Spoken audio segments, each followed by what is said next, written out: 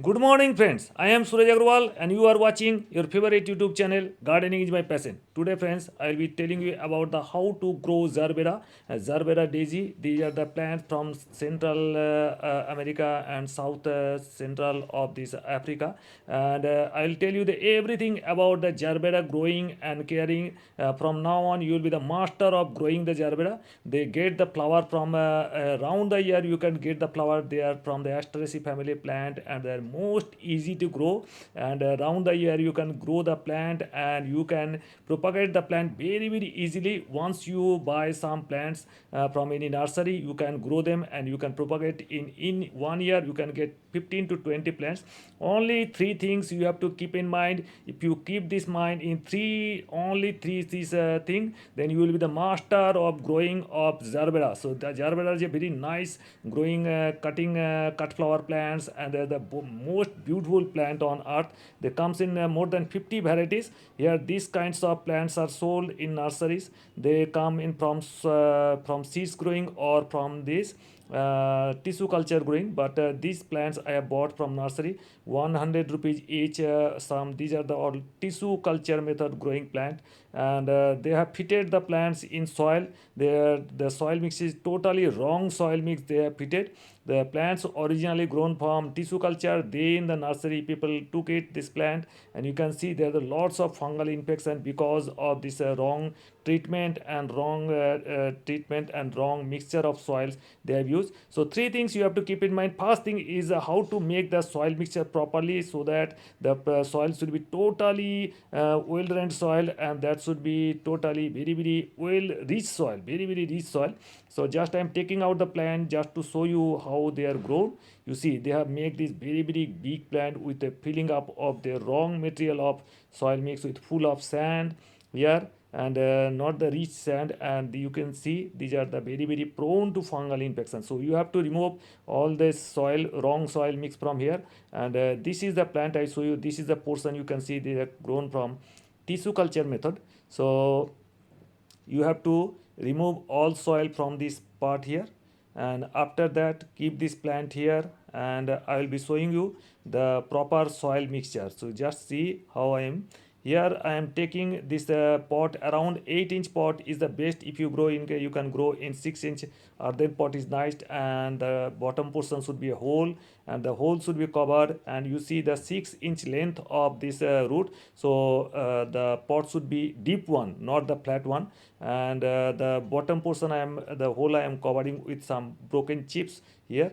Just cover so that the no soil can come out from the pot's drain hole.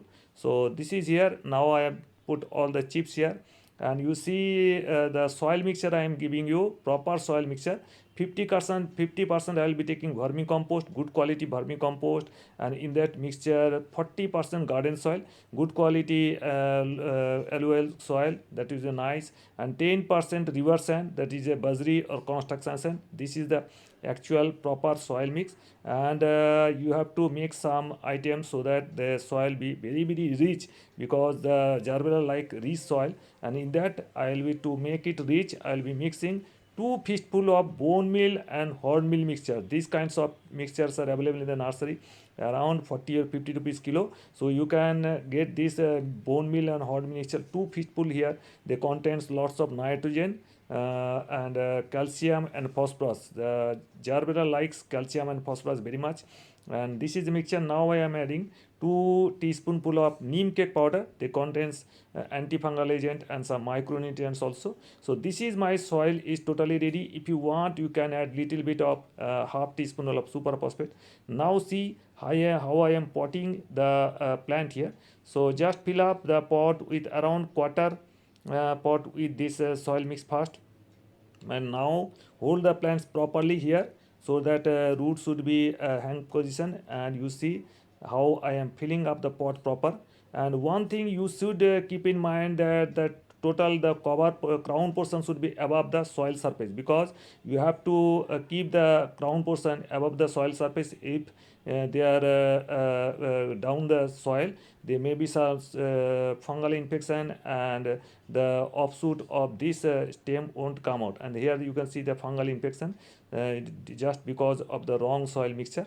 This is the proper soil mixture I am giving you, and the potting is the proper, and the crown portion is above the soil surface, and this is the proper fitting of this pot, and this is the first point we have covered totally. And now the next item is the fungal application, this antifungal infection. You have to apply Blitox or some blue copper, copper oxychloride 2 gram per liter once in a week in soil. You have to spray this antifungal, that is a fungicide, copper oxychloride or blue copper or Blitox.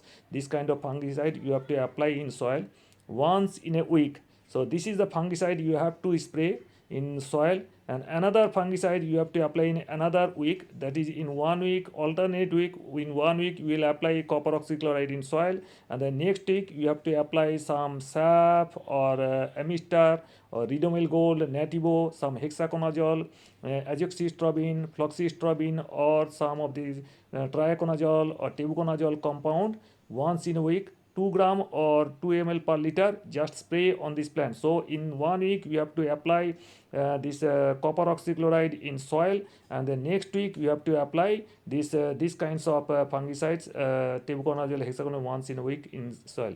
And if you are growing chemically, if you are growing in coco peat, you can apply NPK fertilizer 20-20-20 or 19-19-19, and you have to apply 2 gram per liter. You have to drench the plant, drench the soil as well, and you can grow in coco peat also. This is also a separate method. And if there are no flowering, the third thing I will tell you, you have to apply some miraculon. This is the triacontanol compound miraculon. They will boost up the flowering, and if the flowers are not good in quality, then you have to apply some biobeta, some CVD extract, 2 ml per liter. Each one is 2 ml per liter. In 1 or 2 days gap you can apply this biovita.